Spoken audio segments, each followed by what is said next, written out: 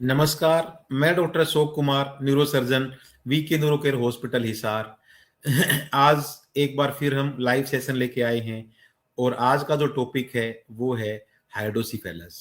हाइड्रोसीफेलस मतलब दिमाग के अंदर पानी का भर जाना। नॉर्मली क्या होता है कि दिमाग में जो पानी होता है नॉर्मली अराउंड 150 ml सब में है। ये बच्चों में भी होता है, अडल्ट में भी होता है और ओल्ड एज में होता है, मतलब सब में होता है। किसी भी कारणवश अगर दिमाग का पानी मतलब सीएसएफ, सेरेब्रोस्पाइनल फ्लूइड अगर बढ़ जाए तो उस कंडीशन को हम बोलते हैं हाइड्रोसीफेलस। अब हाइड्रोसीफेलस होता क्यों है, क्या क्या इसके कारण हैं, क्या क्या इसके सिम्टम होंगे और कैसे कैसे इसको फिर हम मैनेज करेंगे, मीन्स कैसे इसको डायग्नोज करेंगे और इसका इलाज क्या है फिर। तो जैसा कि मैंने बताया अभी, हाइड्रोसीफेलस होता क्या है, दिमाग के अंदर जो नॉर्मल पानी है उसका बढ़ जाना, उसको हाइड्रोसीफेलस बोलते हैं। अब इसके कारण क्या क्या हैं। कारण जो हैं हाइड्रोसीफेलस के वो हैं, जैसे नॉर्मली जो सीएसएफ का पाथवे होता है, सीएसएफ का बनना, फिर वो अलोंग द वेंट्रिकल्स ब्रेन में ट्रेवल करना और फिर एब्जॉर्ब होना। तो सीएसएफ के पाथवे में अगर कहीं भी कोई भी दिक्कत आएगी किसी प्रकार की, जैसे पाथवे में कोई ब्लॉकेज आ गई या फिर पाथवे के अंदर कोई इंफेक्शन हो गया या फिर एब्जॉर्प्शन जो है वो कम हो गई या फिर किसी को कोई ट्यूमर हो गया, ट्यूमर के कारण ब्लॉकेज हो गई या फिर कोई किसी को चोट लग गई, दिमाग में हेड इंजरी हो गई, तो ये इसके जो हैं बड़े कॉमन कारण हैं सीएसएफ के ज्यादा इकट्ठा होने के। अब अगर हम बात करें कि इसके सिम्टम क्या होंगे हाइड्रोसीफेलस के, अगर हम बच्चों की बात करें तो ये क्या क्या हो सकते हैं, जैसे सर का बढ़ जाना। आपने देखा होगा अपने आसपास किसी को कि एक बच्चा है उसका सर काफी बड़ा हो गया है, तो वो कंडीशन है जिसको हम हाइड्रोसीफेलस कहते हैं। जैसे बच्चों में सिर का बढ़ जाना और उसके अलावा पुअर क्राई, पुअर फीडिंग, उल्टियां होना, इनटेक कम होना, इरिटेबिलिटी होना और जो आंखें होती है वो नीचे की तरफ चली जाती हैं। तो ये सब तो हैं जो बच्चों में जो सिम्टम होते हैं इसके, वो ये हैं। अगर अडल्ट को है, किसी को अडल्ट को अगर है, जैसे सपोज को, तो उसको हेडेक होगा, वोमिटिंग होगी, चक्कर भी आएंगे और आंखों से दिखाई देने में दिक्कत आएगी। क्योंकि जब भी हाइड्रोसीफेलस होता है, दिमाग के अंदर पानी का प्रेशर जब भी बढ़ता है तो वो आंखों के पर्दे पर्दे पे प्रेशर डालता है, जिससे ब्लड विजन हो सकता है, मतलब आंखों से दिखाई धुंधलापन दिखना वो हो सकता है। और अगर और भी ज्यादा अगर प्रेशर बढ़े तो पेशेंट को कई बार मतलब चक्कर आना और बेहोशी आने तक के भी सिम्टम आ सकते हैं। हाइड्रोसीफेलस एक ऐसी डिजीज है जो बच्चों से लेकर ओल्ड एज तक किसी को भी हो सकती है। और इसको हम अब डायग्नोसिस कैसे करेंगे, डायग्नोसिस करने के लिए जो सबसे कॉमन जो तरीका है वो है दिमाग का एक सीटी स्कैन। क्योंकि सीटी स्कैन में हमें जो वेंट्रिकल का साइज जो है जिसके अंदर सीएसएफ भरा होता है वो हमें देखना होता है कि वेंट्रिकल का साइज बढ़ तो नहीं गया है ना। तो अगर हमें लगता है वेंट्रिकल का साइज बढ़ रहा है और उसका जो कारण जो है, अंकित कुमार जी ने क्वेश्चन पूछा है कि क्या हाइड्रोसीफेलस बच्चों में ही कॉमन है या बड़ों में हो सकता है। जैसा मैंने बताया अभी कि ये हाइड्रोसीफेलस ऐसी बीमारी है जो बच्चों से लेकर ओल्ड एज तक किसी में हो सकती है।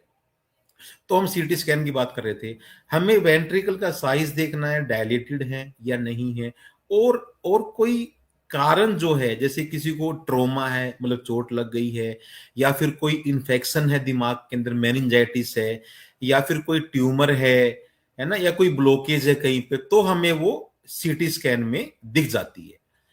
और कई बार हमें पेशेंटों का एमआरआई भी कराना पड़ता है। एमआरआई में फिर हमें कुछ और एडिशनल फाइंडिंग्स अगर चाहिए, अगर कोई रंगीन एमआरआई करवाना पड़ता है तो वो भी हम लोग कराते हैं इस केस में। और अगर हमें लगता है कि पेशेंट को इन्फेक्शन है, मतलब मेनिंजाइटिस है या वेंट्रिकुलाइटिस है, तो ऐसे केस में हमें रीढ़ की हड्डी के पानी की भी जांच करनी पड़ती है, क्योंकि दिमाग का पानी और रीढ़ की हड्डी का पानी एक ही होता है। तो हम रीढ़ की हड्डी के पानी को निकाल के उसको लंबर पंचर बोलते हैं, फिर उसकी सीएसएफ की स्टडी करने के लिए भेज देते हैं। उसमें ये मालूम पड़ता है कि हमें सीएसएफ के अंदर कितना इन्फेक्शन है, मतलब कितनी उसमें सेल्स हैं, कितना उसमें शुगर है, कितना उसमें प्रोटीन है ना, और कुछ टेस्ट होते हैं सीएसएफ के, वो हम कराते हैं ताकि वो देखने के लिए कि जो मेनिंजाइटिस जो है ये किसके कारण है, भाई ट्यूबरकुलर है या पायोजेनिक है या वायरल है या फंगल है। फिर उसके अकॉर्डिंग फिर उसका ट्रीटमेंट स्टार्ट कर देते हैं। अब बात करें हम ट्रीटमेंट की, ट्रीटमेंट कैसे करेंगे? तो देखो, ट्रीटमेंट हाइड्रोसीफेलस की करने के लिए सबसे मेन जो है, जो अपना फर्स्ट स्टेप है, वो है इसका डेफिनेटिव डायग्नोसिस बनाना। मतलब कि डायग्नोसिस किसका, मतलब इटियोलॉजी क्या है बेसिकली, इसकी कारण क्या है हाइड्रोसीफेलस का। जब हम कारण को दूर कर देंगे तो हाइड्रोसीफेलस जो है, मतलब तो ये अपने आप रिवर्ट हो जाएगा और ठीक हो जाएगा। इसको ट्रीटमेंट करने के तरीके कई बार कुछ मेडिसिन हैं। मेडिसिन क्या है, जिससे कई बार सीएसएफ प्रोडक्शन कम करने की कुछ दवाइयां होती हैं, वो स्टार्ट करनी पड़ती हैं। लेकिन सर्जिकल ट्रीटमेंट जो है वो इसका वीपी शंट सर्जरी होती है, मतलब वेंट्रिकुलो पेरिटोनियल शंट। इस सर्जरी में क्या करते हैं, दिमाग से लेकर पेट वाली कैविटी में हम सीएसएफ को डाइवर्ट कर देते हैं। एक ट्यूब होती है जिसको शंट बोलते हैं, वो स्किन के नीचे नीचे लाके दिमाग से और लेकर पेट के अंदर डाल देते हैं, ताकि जो एक्स्ट्रा जो सीएसएफ है वो अपना पेट वाली कैविटी में डाइवर्ट हो जाए। शोभित चौधरी का क्वेश्चन है, सर हाइड्रोसीफेलस का आंखों की रोशनी पे कैसे प्रभाव पड़ता है? जैसे कि अभी हमने डिस्कस किया था, जो ही सीएसएफ प्रेशर बढ़ेगा तो आंखों का जो पर्दा है ये उस पे प्रेशर डालता है, उसको पैपिलोडिमा कहते हैं। अब जो ही प्रेशर बढ़ेगा, पैपिलोडिमा बढ़ेगा, तो हमें आंखों से दिखाई देने में दिक्कत आना, ब्लरिंग ऑफ विजन होना, ये सिम्टम आते हैं। अब हम वीपी स्टंट सर्जरी की बात कर रहे थे, हमने वेंट्रिकुलर पेरिटोनियल शंट जो है वो करना पड़ता है इसकी सर्जरी, इसको रिवर्ट करने के लिए।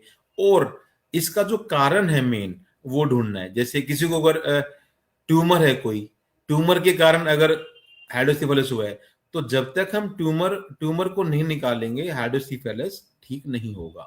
तो ट्यूमर निकालेंगे तो हाइड्रोसीफेलस रिवर्ट कर जाएगा।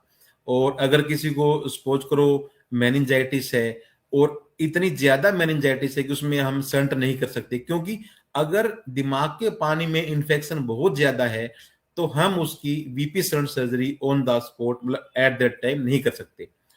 सुनील मिगलानी जी ने क्वेश्चन पूछा है कि हाइड्रोसीफेलस के मरीज का इलाज से बिल्कुल ठीक हो जाते हैं क्या, कुछ शॉर्ट में नहीं जाते? वो मेनली मिगलानी जी क्या है, इसमें ना जो उसकी इटियोलॉजी है सब उसी पे डिपेंड है कि उसका रीजन क्या है बेसिकली हाइड्रोसीफेलस के होने का।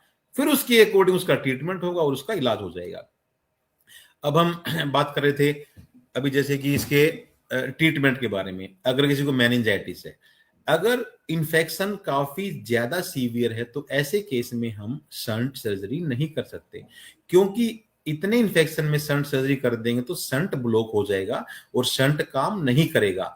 तो ऐसे केस में क्या करते हैं, पहले हमें वो इन्फेक्शन ट्रीट करना है। अगर किसी को ट्यूबरकुलोसिस के कारण मेनिंजाइटिस है तो उसका ट्रीटमेंट, पायोजेनिक मींस कोई बैक्टीरियल इन्फेक्शन है उसके कारण है तो उसका ट्रीटमेंट, और अगर कोई वायरल के कारण है तो उसका ट्रीटमेंट। लेकिन एक टेम्परेरी बेस पे हम उसमें एक ट्यूब डाल देते हैं जिसको हम ओमाया रिजर्वायर बोलते हैं, ताकि हम उसको डेली टैप कर सकें ओमाया रिजर्वायर से, जो उसमें ट्यूब लगी होती है उसको डेली टैप कर सकें, और जो सी से हवा उसको मैनुअली बाहर निकाल सकें। जो ही इन्फेक्शन कम हो जाएगा, मींस एक लेवल में आ जाएगा, सीएसएफ की पिक्चर जो नॉर्मल रेंज में आ जाएगी, तो फिर उसको फिर हम वीपी शंट सर्जरी कर देते हैं। ये है। और अगर हम इसकी और बात करें, इसका ट्रीटमेंट हो गया, इसकी आउटकम क्या है? आउटकम जो है हाइड्रोसीफेलस की ईटियोलॉजी पे डिपेंड करती है। ईटियोलॉजी हमने रिवर्ट ठीक कर दी है, मींस उसकी भी कोई क्योर कर दी, तो उसका आउटकम अच्छा है। तो अगर आपके भी हाइड्रोसीफेलस से लेकर कोई अगर क्वेश्चन है तो आप मुझसे पूछ सकते हैं, हम आपको प्रॉपर गाइड करेंगे क्या क्या हम कर सकते हैं। एक सवाल है कृष्ण जांगड़ा जी का, ब्रेन ट्यूमर्स वाले पेशेंट में अगर साथ में हाइड्रोसीफेलस हो तो कैसे मैनेज करेंगे? हाँ, अगर सपोज करो किसी को ट्यूमर है पोस्टरी फोसा में, उसके कारण क्या है, उसका पाथवे जो है सीसएफ का ब्लॉक हो जाएगा। पहले हम क्या करेंगे, शंट सर्जरी करेंगे ताकि सीएसएफ का प्रेशर कम हो जाए। उसके बाद फिर हम स्टेज 2 में ट्यूमर को निकालेंगे, ट्यूमर की सर्जरी करेंगे, ऐसे फिर मैनेज करेंगे ऐसे केस में। और भी कोई सवाल हो आपका तो आप हमें भेज सकते हैं। थैंक यू, धन्यवाद।